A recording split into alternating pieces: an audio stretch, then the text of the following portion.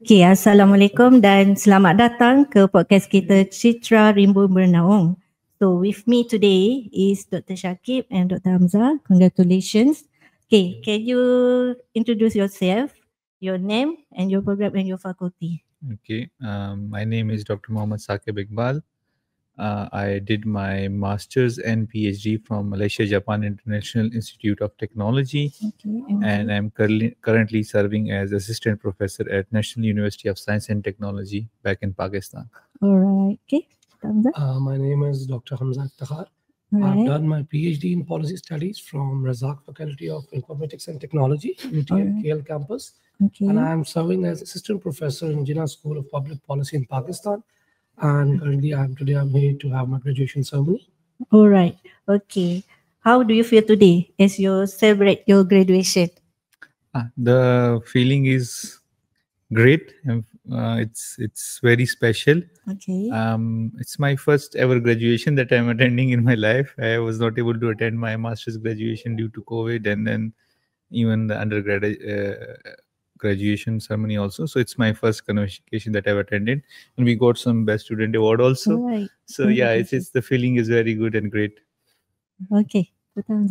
Same. I will also say that is my first PhD convocation. I was not part of my bachelor's and master's convocation. So this time today, I think it's a moment of bliss. I can say that after 3.5 years of journey, we completed. And today, after taking the convocation ceremony, the best student awards, and as well as having the meetup again with my supervisors, with the learned colleagues. It's a moment of cherish also that we've spent a wonderful days here in UTM. So that's what I have. All right. Okay. And what is the most memorable moment from your time at the university when you study here at UTM? Most memorable time? Yes. It's like I like this place. I've spent almost 4 years, and I like Malaysia. I like to spend time at MJIT. Okay. So there are a lot of moments. I cannot specify one, but yes, my PhD Viva day was very special for me. I was very nervous in the beginning. Then my examiners and the panel cooled me down, and it's still very memorable day because this was the highest achievement day for me. But overall, I spent 4 years here, as I said, and all those 4 years are very memorable ones. And I still miss Malaysia a lot when I'm in Pakistan.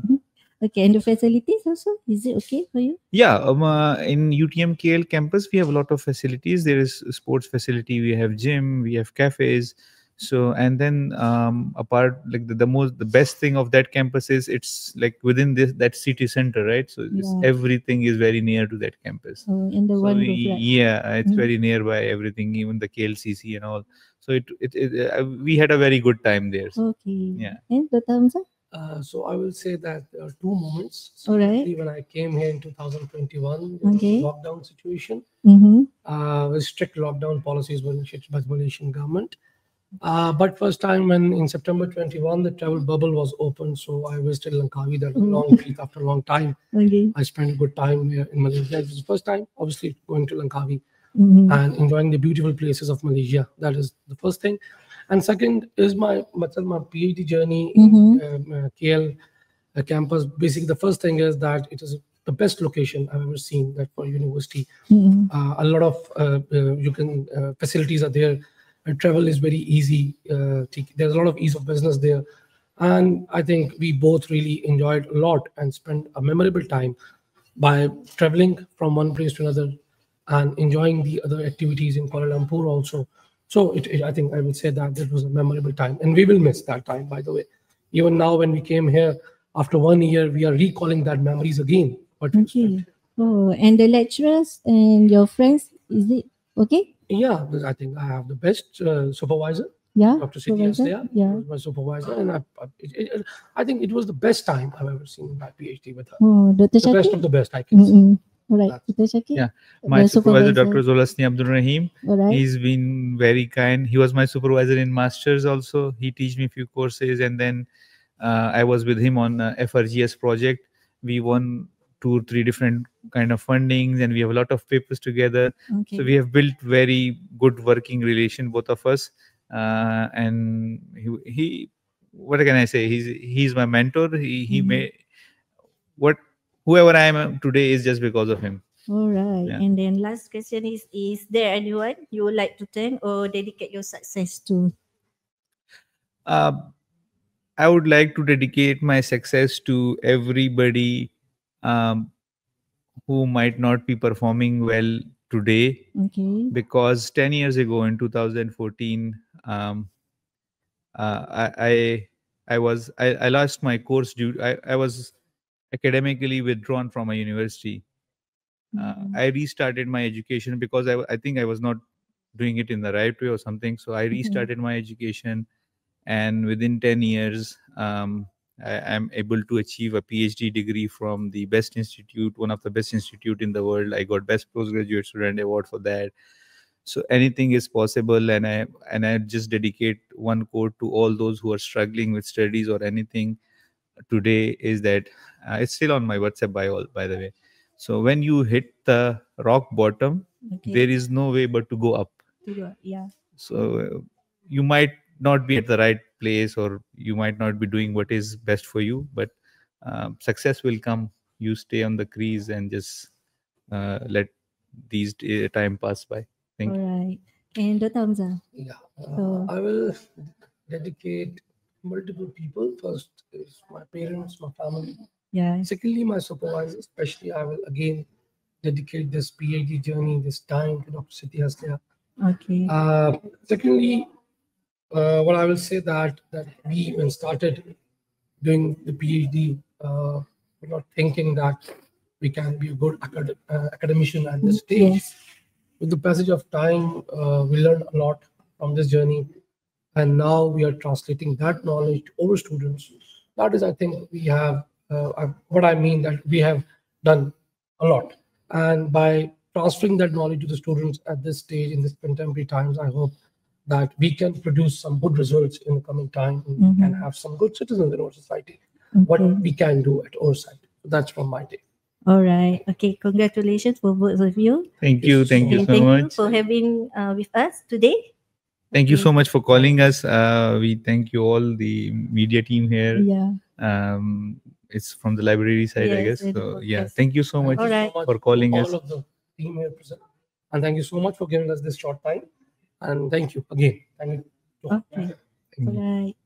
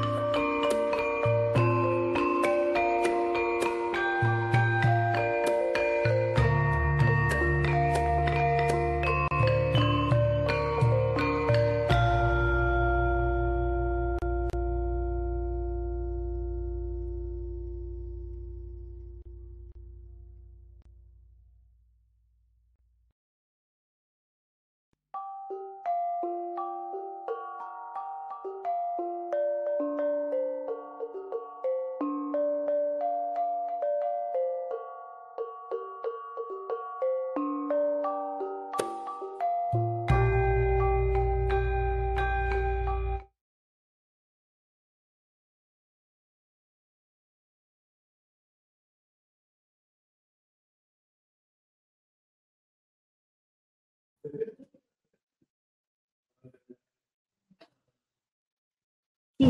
Assalamualaikum dan selamat datang ke podcast kita daripada Media Convo UTM untuk sempena Majlis Convocation ke-69 ni. Okay, boleh perkenalkan nama saudari, program pengajian dari mana dan juga dari fakulti yang mana? Okey, nama saya Dr. Norliana binti Mustafa. Okay. So, saya punya baru grad daripada Doctor of Philosophy Mechanical Engineering daripada Fakulti Malaysia Japan Institute, International Institute Technology, MG. MG. Aha, ya. MG. Sebelah tu boleh gunakan saudara? Diberi Muhammad Haziq Ahmad bin Mustafa. Saya Okay. merupakan ijazah sarjana muda pengurusan teknologi dan kepujian Alright. dan saya mahasiswa di Fakulti Pengurusan. Fakulti Pengurusan. Okay, boleh tak doktor kongsikan perasaan bergraduasi hari ni, berjaya bergraduasi hari ni? Okey, sangat happy. Okay. Bukan saja boleh graduate 2 tahun setengah. Okay. So, saya pun boleh graduate dengan adik saya. Wow, dengan adik So, sendiri. serentak Oh, tahun yang serentak. sama. Alhamdulillah. Lepas tu dapat juga Best Student Award. Wah, tahniah. Terima kasih. Okey, boleh tak doktor ceritakan pengalaman ketika belajar di UTM ni? Ceritakan pengalaman tu. Dekat UTM ni 2 tahun setengah saya dah pernah belajar waktu degree dekat universiti lain, master universiti lain and PhD universiti lain. So tiga-tiga environment yang berbeza. Okay. Tapi yang menariknya dekat Universiti Teknologi Malaysia, semua lecturer very helpful, very supportive in terms of facility. Dekat saya punya fakulti UTM Kuala Lumpur, semua boleh dikatakan semua facility lengkap and diorang punya staff very helpful. Alright. So baguslah dekat kalau semua orang nak belajar dekat UTM, JB ke Kuala Lumpur ke, dua-dua pun best. Oh, sini yang tempat dia. Ya. Okay, supervisor doktor siapa Supervisor saya IR Dr. Syahira Liza dan Okay. co-supervisor saya Profesor Kanao Fukuda. Wow. Ya. Jepun ni. Daripada Jepun. Okay. Boleh ceritakan pengalaman ketika belajar dekat UTM tu? Pengalaman saya sepanjang degree di UTM ni sebenarnya banyak sebenarnya. Banyak juga. Banyak. Saya join aktif dalam kurikulum. Okay.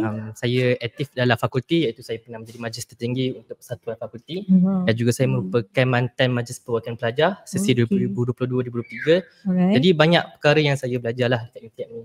Banyak peluang diberikan. Kalau boleh saya nak nangis sebenarnya tapi tengah Alamak. so banyak sangat pengalaman naik turun jatuh. Saya Okay. demam. Saya pernah buat FYP pada masa saya handle festival convocation. Okay. Saya tengah handle dengan majlis perwakilan pelajar. Time tu banyaklah kesusahan sampai demam dan sebagainya. Saya nangis Okay. sorang-sorang. Lepas tu atas dorongan daripada kawan-kawan, ibu apa, semua memberi motivasi kepada saya lah. Dan akhirnya saya berjaya graduate. Graduate ni. Okay. Ada apa-apa tak macam pesanan ke bagi student yang masih belajar dekat UTM ni? Doktor sendiri. Okay. Kalau untuk student yang masih belajar, fokus kalau nak graduate on time, especially postgraduate, masters and PhD, kita kena fokus. Even macam saya dah berkeluarga, dah ada anak, tapi saya masih boleh convo on time 2 tahun setengah.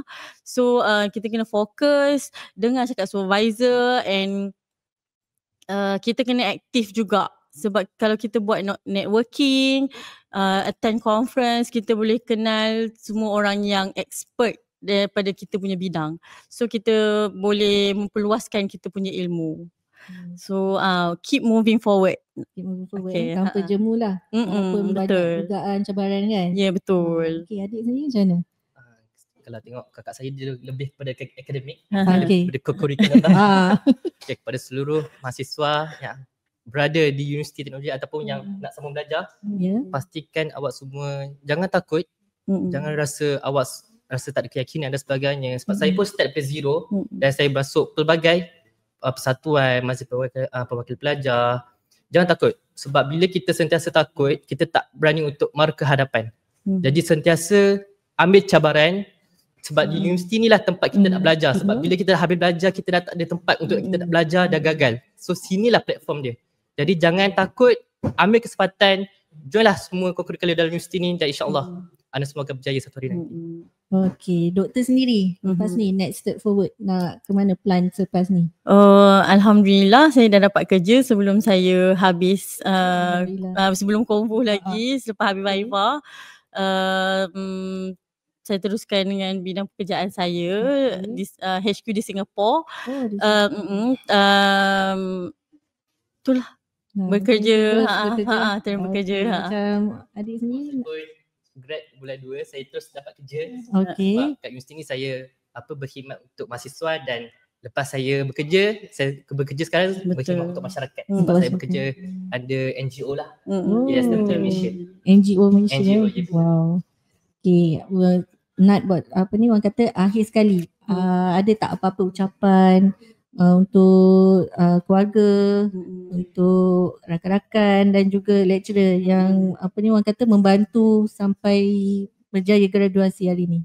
Okay, doktor. Okay, kalau ucapan ni rasa nak nangis Alamak. Okay, terima kasih kepada mak ayah saya, suami, anak, adik-beradik yang banyak membantu waktu bila kita tengah down kan. Ya, betul. Pada supervisor, main supervisor saya IR Dr. Syahira Liza, banyak guide saya, push saya untuk jadi yang terbaik. Kepada saya punya supervisor Profesor Kanao Fukuda, banyak sangat soalan-soalan yang unpredictable. Tapi soalan-soalan tu yang build saya untuk jadi yang lebih baik. Sampai ke hari sampai ke hari ni. Untuk lab mates yang sentiasa ada support saya. Terima kasih semua. So kejayaan ni bukan untuk saya seorang tapi kejayaan kita semua. Terima kasih. Okay. Adik sendiri? Untuk saya, terima kasih kepada Subhanahu Wa Taala kerana beri saya peluang. Walaupun saya usaha dan kadang-kadang saya jatuh, Allah tetap bagi peluang lagi. Terima kasih kepada ibu bapa saya sentiasa sokong saya. Saya tak balik masa MPP tu. So ayah mak saya Mama Ami. Okay. Terima kasih kepada supervisor Dr. Zahra Yaakob sebab sentiasa ada dengan saya sepanjang saya berada di UTM. Banyak saya jatuh. Dan mereka je lah yang tolong saya naik. Dan thank you kepada kawan-kawan yang ada support saya dan sebagainya, dan insyaAllah kita jumpa nanti. Okay. Untuk ni saya ucapkan orang kata tahniah lagi sekali daripada tim kami. Semoga terus orang kata berjaya dan terus cemerlang di masa akan datang. Terima kasih. Tahniah. Terima kasih.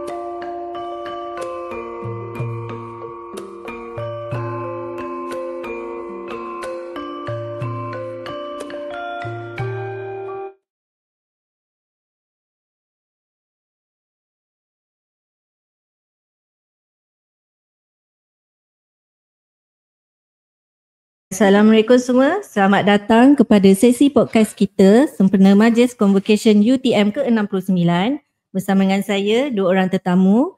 Okey, boleh doktor perkenalkan diri doktor, nama, program pengajian dan dari fakulti mana? Okey, Assalamualaikum warahmatullahi wabarakatuh dan salam sejahtera. Saya Dr. Ika Kusmawati binti Suparmanto. Saya program inilah PhD kejuruteraan awam bagi jurusan Geoteknik. Okey. Dan kini saya berkhidmat di Jabatan Kerja Raya Malaysia, Kuala Lumpur. Oh, di Kuala Lumpur Ya. Okey. Boleh tak doktor ceritakan atau share pengalaman doktor perasaan setelah bergraduasi hari ni? Okey, Okey. sebenarnya saya mula pengajian pada tahun 2020 Alright. dan tamat pada tahun 2024. So saya bergraduasi tahun ni lah setelah beri senat pada Mac 2025. Okey. So saya bercuti secara hadiah latihan persekutuan yang diberi oleh JPA. Jadi pada mulanya saya mula pengajian tu dah mula dengan PKP lah. Maksudnya masa tu cabaran saya lebih kepada cabaran mula pengajian masa PKP, kita tak boleh jumpa orang kan, kita tak kenal classmate dan kita mula kelas pun Secara online secara kan? online lah semua. Betul. Dan pada masa tahun pertama tu saya mengandung anak nombor 5. Ya.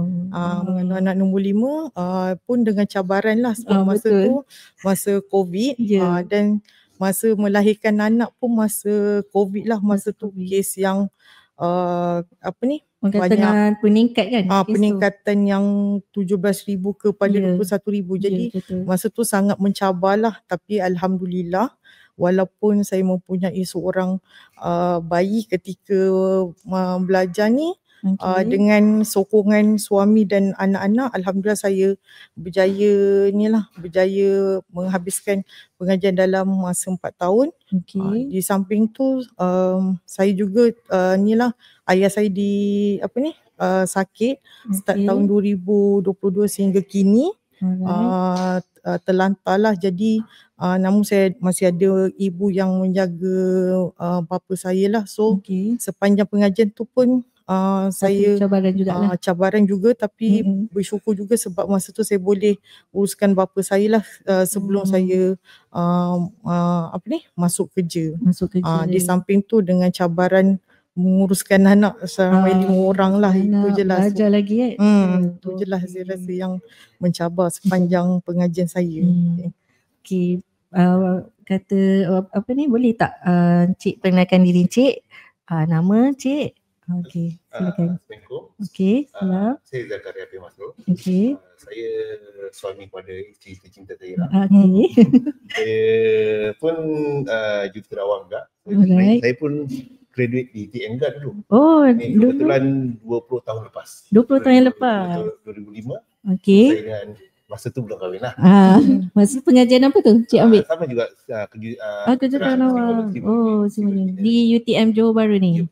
Okey, kalau tu boleh tak cerita masa 20 tahun yang dulu pengalaman belajar kat sini macam mana tu? Pengalaman belajar sini, of course masa tu limited internet pun tak ada masa tu. Zaman tu internet, telefon, saya rasa masa tu memang transition daripada konvensional ke internet ni. So masa tu memang kita fully utilize library lah, PSZ masa tu. Library okey. So kita boleh kata diorang pun panggil PSZ tu Pusat Sumber Z. So nama saya juga. Kita apalah. Okey, boleh tak macam tadi doktor ceritakan cabaran masa yang COVID tu, cabaran yang sebagai suami kan, masa tu isteri mengandung lagi, lepas tu nak belajar ambil PhD lagi, macam mana? Boleh ceritakan sikit tak? Sebenarnya saya nak tambah yang saya tambah. Okey. Actually ni pengalaman kedua dia. Masa belajar. First tu dia pun mengandung juga masa anak pertama saya. Pertama kita. So masa dia time tu dia sama master. Sama master. Di ITM di Shah Alam lah. Okey. Masa tu pun dia mengandung, dan salin juga. sampailah gap, sampailah yang ni anak ke-5 lah. Anak ke-5. Jadi cabaran ni, yang ni memang lagi mencabar lah. Lagi mencabar. Sebelum tu kita ada ambil orang gaji. Okay. So masa awal COVID tu, sebelum anak ke-5 memang dia berhenti sebab dia nak balik kampung. Okay. Masa anak ke-5 ni, itulah dengan anak lagi membesar, so, mengandung lagi kan. Masa tu memang kat rumah tu memang nak kata huru-hara yang kita punya anak kami 5 orang tu, gap dia 3 orang besar, lepas tu 2 orang dekat. Lepas tu gap 6 tahun yang 2 orang tu kecil. Tu yang macam kelang kelibut sikit lah. Tapi alhamdulillah yang besar tu membantu juga sebenarnya. Okay. Cuma yang kalau dari segi cabaran tu, saya boleh respect kat abang saya sebab saya pun kerja dekat company international. Okay. So, kerja tu memang agak sibuk dengan dengan outstation lagi. So memang semua saya handle lah juga. Handle guys. Okay. Selepas ni ada tak yang doktor nak nasihatkan untuk pelajar yang sedang melalui perjalanan pengajian mereka di UTM ni? Okey, sebenarnya kalau pada saya lah, tiada yang mustahil dan tiada yang boleh kita tak capai asalkan dengan niat dan kita kena percaya pada perjalanan yang Allah bagi tu, itu adalah yang terbaik untuk saya lah, untuk kita. Maksudnya, macam saya pun ingat bila saya ada baby, habislah PhD aku kan. Habislah macam mana sebab saya dah mengalami pengalaman pertama masa master. Jadi yang ni kedua. Jadi saya kata habislah macam mana aku nak mula kan. Tapi rupa-rupanya bila saya ada baby, dia yang menjadi penguat semangat sebab saya akan tengok dia dan saya akan kata, aku ada baby, aku kena habiskan cepat sebab dia membesar dan macam-macam cabaran lah. So itu yang membuatkan kita lagi kuat. Jadi pesanan saya cuma kita kena manage masa kita dengan baik, dan sentiasa berdoa kepada Allah dan perlulah yang paling penting mendapat sokongan daripada suami dan anak-anak. Jadi kalau kita rasa stres ke atau ada masalah, kita tak boleh simpan seorang lah. Actually kita kena cari kawan, kita kena bergaul macam biasa. Sebenarnya PhD ni adalah bukan perjalanan yang menyekat kita untuk communicate ke untuk bergaul dengan orang. Cumanya dia adalah lonely journey lah. Maksudnya kita banyak fokus kepada family lagi kan. Jadi sebenarnya tiada yang mustahil. Kita kena teruskan sehingga tamat dan mesti percayalah setiap perjalanan tu mesti ada hikmah dia. Dan insyaAllah dengan lagi satu dia kena, orang kata disiplin. Disiplin sangat disiplin tu yang penting. Tu yang paling penting lah. So pada saya sekiranya ada niat untuk teruskan belajar, teruskan sehingga mencapai kejayaan lah, itu je. Okay. Akhir sekali, ada apa-apa ucapan ataupun pesanan perhargaan kan kepada keluarga, kepada rakan-rakan dan juga lecturer lah, supervisor. Okay. So saya bersyukur juga dikurniakan supervisor Prof Dr. Haji Edi Tun Nizam bin Muhammad, TNCP lah. Walaupun beliau Prof ni sangat busy dengan tugas dia, tapi dia memang memberi sepenuh komitmen dan mengajar saya banyak perkara lah selain daripada bidang saya sendiri. Jadi dia mengajar erti kesabaran dan kesungguhan untuk menyiapkan PhD saya. Lepas tu yang paling utama kepada kepada ibu bapa saya, ibu mertua saya. So hari ni walaupun mertua je yang dapat hadir, tapi tak apalah, mak dengan ayah saya boleh tengok daripada FB Live lah sebab mak ayah saya pun masih sakit lagi. Jadi tanpa doa mereka saya tak mungkin sampai ke tahap ni lah. Lepas tu kepada suami dan anak-anak, terima kasih kerana memberi support dan sokongan yang sangat maksudnya sama-sama ucap kacir, huru hara semua dah sampai kita submit. Ni lah submit thesis dan sampai ke tahap ni, dan adik-beradik semua serta rakan-rakan di JKR lah especially. So saya ucapkan terima kasih kepada semua yang membantu secara langsung dan tidak langsung lah sehingga saya sampai ke graduate pada hari ni. Okay, Encik ada ucapan sikit untuk isteri? Untuk isteri saya dia dah capai Okay. maksimum saya setakat maksimum. Alright. Saya harap yang ni jadi benchmark untuk anak-anak kami. Anak kami yang seorang tu sulung tak dapat ikut sebab dah standby untuk SPM. Oh, dari SPM. So tiada juga ikut, tapi saya kalau dia tengok podcast ni, ini yang dengan yang lain, ini dia punya benchmark. Biarlah dia lebih daripada saya, tapi dia ikut tengok mak dia berjaya. Okey. Tahniah doktor atas sampai ke tahap ni.